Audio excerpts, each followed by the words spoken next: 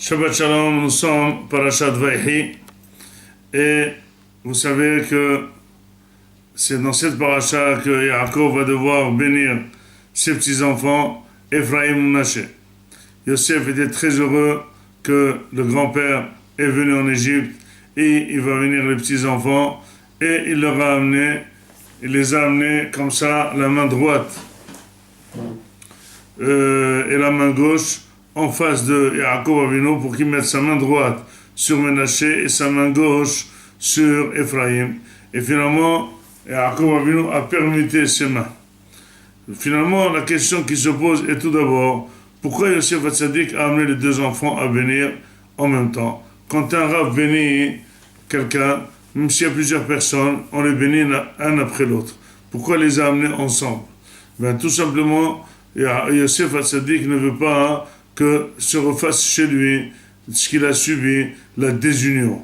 Or, il voulait que les deux enfants soient unis, ils sont ensemble, mais il y a bien des familles unies, mais ils ne sont pas obligés d'être ensemble. Non. Yosef Hatzadik a décidé qu'ils soient complémentaires, un va compléter l'autre, un il étudie la Torah, l'autre il soutient la Torah, les deux ensemble vont être ensemble, donc il voulait une seule bénédiction finalement pour les deux. Mais la question qui se pose alors, si Yosef Hatzadik n'était pas d'accord de mettre la main droite sur Ménaché et il voulait la mettre sur Ephraim, il ne fallait pas permuter les mains, il fallait permuter les personnes et leur dire, monsieur, viens, toi ici et toi ici, pourquoi il a permuté les mains? Disent les Mefarshim quelque chose d'extraordinaire, que finalement, Yosef Hatzadik Yaakov Avinu voulait faire refléter le plus de chaque enfant. Ephraim, c'était la tête, parce que c'était quelqu'un qui étudiait la Torah, son plus, sa droite à lui, sa droite à lui, c'est sur Ephraim, la droite de Yaakov. Et la gauche, elle est sur Ménaché, mais il reste Ménaché en face du pied droit de Yaakov. Pour symboliser que la force de Ménaché, c'est le pied, il a la droite. Finalement, chacun va représenter la droite de Yaakov Avinu. L'un représente la main, l'autre représente le pied, et c'est ça la complémentarité. Pour dire, c'est vrai qu'il faut grader chaque enfant, et il faut primer le bon et l'autre moins, mais une seule chose est sûre, il faut savoir, au niveau éducatif, refléter le plus de chaque enfant.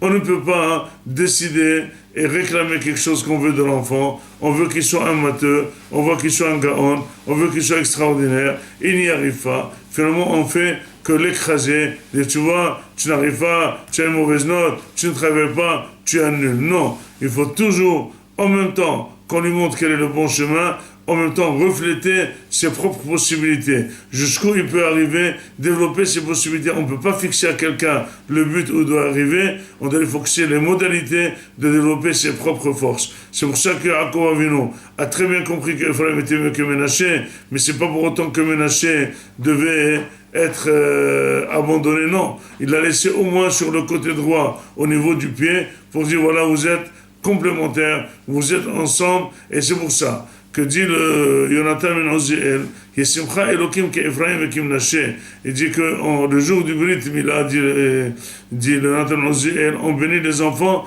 qui soient comme Ephraim et comme Ménaché. La question qui se pose, pourquoi on va bénir comme Ephraim et comme Ménaché? Si Ephraim est mieux que Ménaché, Yesimcha Elokim ke Ephraim, pourquoi comme Ménaché? Et là pour dire que Ephraim n'est pas mieux que Ménaché, Ménaché n'est pas mieux que Ephraim, chacun a sa force, chacun Hachem comme il l'a fait. Le jour du Brit, quand on bénit un enfant, on ne sait pas s'il va être un Ephraim ou un Ménaché. On dit il y a la raison qu'il soit ou l'un ou l'autre, l'essentiel c'est qu'il soit réussi. Donc, il y a des enfants qui sont voués pour être à la yeshiva, d'autres qui ne sont pas entièrement voués pour la yeshiva, mais il faut absolument, autant que papa, être doeg, que tout le monde réussisse et surtout que tous les enfants soient unis toujours. Shabbat Shalom.